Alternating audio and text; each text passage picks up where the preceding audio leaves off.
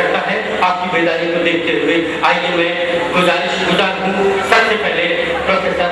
اختر اللہ صاحب کی خدمت میں وہ تشریف لائیں اور اپنے خیالات کا اظہار کریں. حاضرین نعرہ سلوات سے استقبال. اللہ کے نام سے جو نہایت رحمان الرحیم ہے، مالک یوم الدین ہے، ہم جس کی عبادت کرتے ہیں اور جس سے مدد چاہتے ہیں. درود و سلام اس کے نبی برحق خاتم المرسلین شفیع المذنبین رحمت للعالمین گنبد خضرا کے مکین جناب احمد مجتبی محمد مصطفیٰ ان کی آل قابل قدر احترام صدر مجلس علماء دین محترم خواتین و حضرات، سب سے پہلے میرے اوپر فرض ہے کہ میں اس مجلس کو منعقد کرنے والوں کی خدمت میں ہدیہ تبریک بھی پیش کروں اور شکریہ بھی ان کا ادا کروں کہ انہوں نے مجھے یہ سعادت عطا کی اور یہ عزت اور شرف مجھے بخشا کہ میں آج کی اس مجلس میں آؤں جس کی نسبت اس سے ہے جو بلد الامین میں امین کی آنکھ کا تارا تھا. میں اس بات میں شریک ہوں جو جشن مولود کعبہ کے سلسلے میں منعقد ہوئی ہے. میں اس بات میں شامل ہوں جو ہماری تاریخ کے ایک انتہائی روشن باب کا سر فہرست ہے اور عنوان ہے اور جس سے ہماری پہچان ہے. اور میں سمجھتا ہوں کہ جناب رسالت پاک صلی اللہ علیہ وسلم نے جب مولا علی کے لیے یہ کہا تھا کہ میں علم کا شہر ہوں اور علی اس کا دروازہ ہے، تو میں اس بات کو بار بار محسوس کرتا ہوں اور آپ بھی اس سے اتفاق کریں گے کہ جناب رسالت پاک صلی اللہ علیہ وسلم نے جو بات مدینہ النبی میں کہی تھی وہ دنیا میں ہر جگہ سچ ہے. اور خود اگر آپ ہندوستان میں دیکھیں تو اس حدیث، اس قول اور حضرت علی کو جو فراق تہنیت جناب رسالت پاک صلی اللہ علیہ وسلم کی زبان میں پیش کیا تھا، اس کے نقوش آپ کو ہندوستان میں بھی روشن ملیں گے. آپ غور کیجیے کہ جب آپ ہندوستان میں تعلیم کے نقشے پر نگاہ ڈالیں گے تو آپ کو ہندوستانی مسلمانوں کے حوالے سے جو دو شہر سب سے ممتاز ملیں گے اس میں ایک کا نام علی گڑھ ہے اور دوسرے کا نام حیدرآباد ہے. دونوں کی نسبت جناب علی سے ہے، وہ علی جن کے لیے مدینہ العلم نے کہا تھا کہ یہ باب العلم. تو آپ اگر غور فرمائیں تو علم و حکمت، دانش کا جو خزانہ اور جو شخصیت حضرت علی کی ذات میں ہے وہ ہمیں آسانی سے نہیں ملتی. حضرت علی کا میں تاریخ کا ایک معمولی سا طالب علم ہوں اور اسلامی تاریخ کے ایک طالب علم کی حیثیت سے مجھے اس بات کو کہنے میں کوئی شک نہیں ہے کہ اگر اسلام کے قرون اولیٰ میں جو مسائل پیدا ہوئے اگر حضرت علی نے صبر و تحمل کا غیر معمولی مظاہرہ نہ کیا ہوتا اور وفاداری سے کام نہ لیا ہوتا تو شاید ہماری تاریخ مختلف ہو سکتی. اور آج جب کہ ہم نے اپنی زندگی کو اختلافات کے لیے وقف کر رکھا ہے، میں سمجھتا ہوں جناب علی سے ہم سبق سیکھ کر اتحاد امت کی بے مثال کہ میں نظیر پیش کر سکتے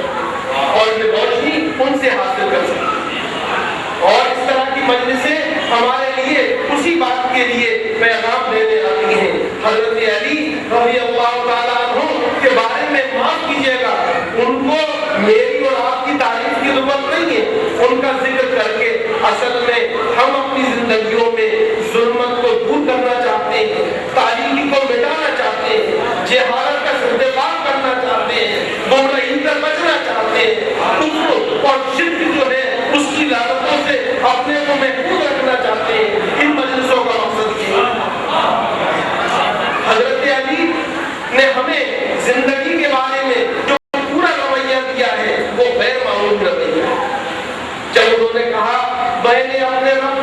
اپنے ارادوں کی شکل سے پہچانا، تو انہوں نے انسان کے اندر جو ایک تکبر ہوتا ہے، انسان کو اپنی شخصیت کے بارے میں، اپنے عمل کے بارے میں، اپنی ذات کے بارے میں جو گمراہ ہوتا ہے، انہوں نے اس پر ایک ایسی ضرب لگائی جس میں کہ انہوں نے ہمیں ایمان کی ایک نئی تعبیر دی اور اپنے خدا سے جوڑنے اور اس کی قدرت اور اس کی کبریائی کو جاننے کا ایک نیا نسخہ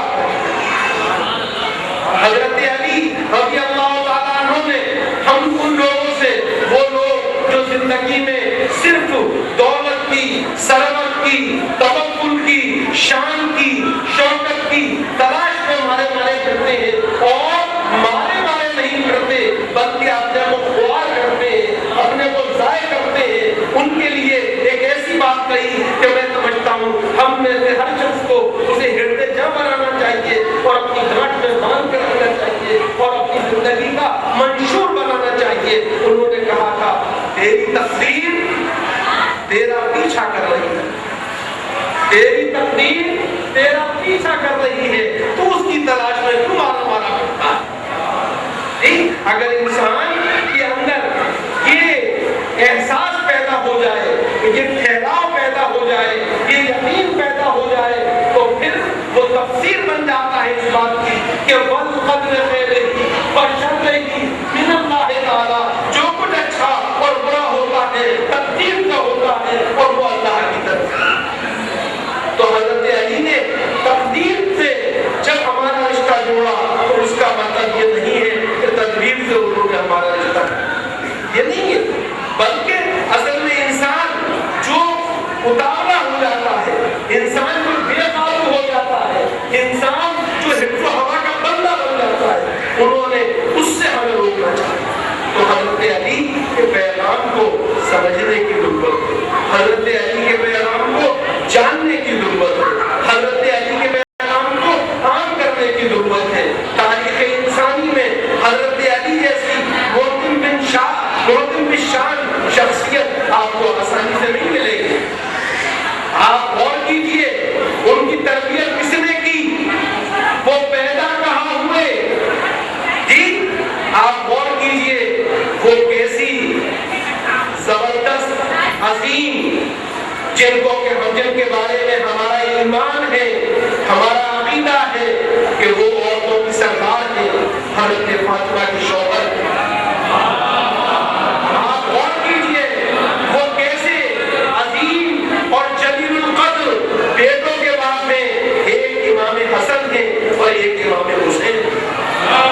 دونوں ہماری امت کے لیے، ہمارے نوجوانوں کے لیے، ہمارے مردوں کے لیے، دنیا کے انسانوں کے لیے نمونہ ہے۔ دونوں کی یہاں اگر ہم دیکھیں تو ہمیں ایک پیغام ملتا ہے ایثار کا، قربانی کا، اپنی جان کو جان آفری میں سپرد کر دینے کا، حق سے وابستہ رہنے کا، باطل سے کوئی سمجھوتا نہ کرنے۔ آپ غور کیجئے وہ کیسے عظیم، کیسی عظیم بیٹی کے باپ ہے کہ جس نے وہ کام کیا تاریخ اسلامی میں، معاف کیجیے گا، نہیں، حضرت امام حسین کی قربانی جتنی عظیم ہے، معاف کیجیے گا، اسی قدر میرے نزدیک حضرت سیدہ زینب کا وہ رول بھی کم عظیم نہیں ہے جو انہوں نے کربلا کے قافلے کو جو باقی بچا تھا، مسائل کا شکار تھا، دشمن